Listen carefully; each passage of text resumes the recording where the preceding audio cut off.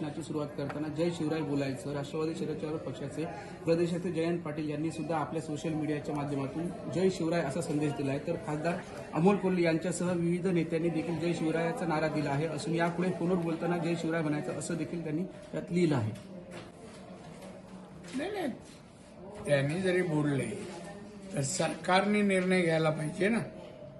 कोल्हे किंवा राष्ट्रवादीचे जयंत पाटील म्हणजे सरकार नाही ना, आणि तो कायद्यात जर स्वरूप करायचं आहे, कायद्यात कंपल्सरी, तर त्याला सरकारने आदेश काढणं आवश्यक आहे।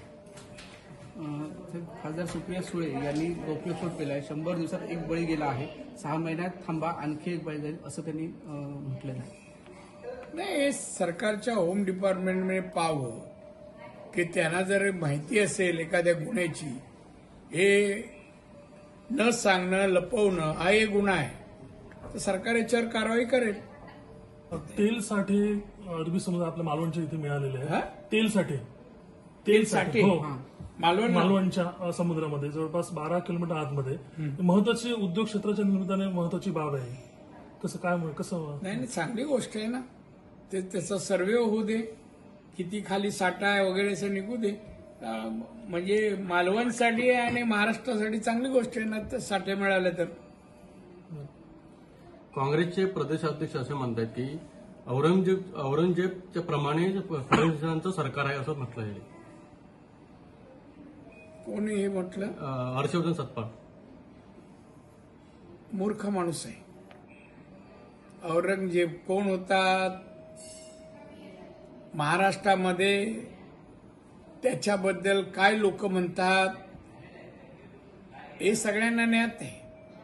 आणि अशा माणसाला औरंगजेबची उपमा आताच्या सरकारमध्ये आमच्या मुख्यमंत्री देवेंद्र फडणवीस यांच्यावर बोलणं म्हणजे हा मूर्ख माणूस असला पाहिजे। त्याला या राज्यातले प्रश्न माहीत नाहीयेत, कोणत्या विषयावर अध्यक्षपदाचा उपयोग करायचा हे त्याला माहीत नाहीये। हा पक्ष वाढवण्यासाठी नेमणूक झाली नाहीये, तर बुडवण्यासाठी याची नेमणूक झालेली आहे। सिंधुदुर्गामध्ये आले होते हर्षवर्धन सत्पाळ हे, त्यांनी ज्यावेळेला नारायण राणेंना विचारलं की ज्यावेळेला काँग्रेसचं इथे कोणतं अस्तित्व नव्हतं, त्यावेळेला नारायण राणे यांनी सिंधुदुर्गामध्ये काँग्रेस वाढवली, तर ते म्हणाले की महत्वाकांक्षांसाठी नारायण राणे काँग्रेसमध्ये आले होते। काय महत्वाकांक्षा? आमच्याकडे कोण आले? मी गेलो नाही, काँग्रेसचे नेते आले। आता या विषयात, जुन्या विषयात मला काही बोलायचं नाहीये। आता मी काँग्रेसमध्ये राहिलो नाही, त्यामुळे तो विषय आजचा माझा नाहीये। हर्षवर्धनाचा पूर्ण इतिहास काढ तू सगळा, आणि तुझाही राजकीय इतिहास काढ तू। या महाराष्ट्राच्या विविध विकासासाठी तुझे योगदान सांग, आणि मग या विषयावर बोल। चला।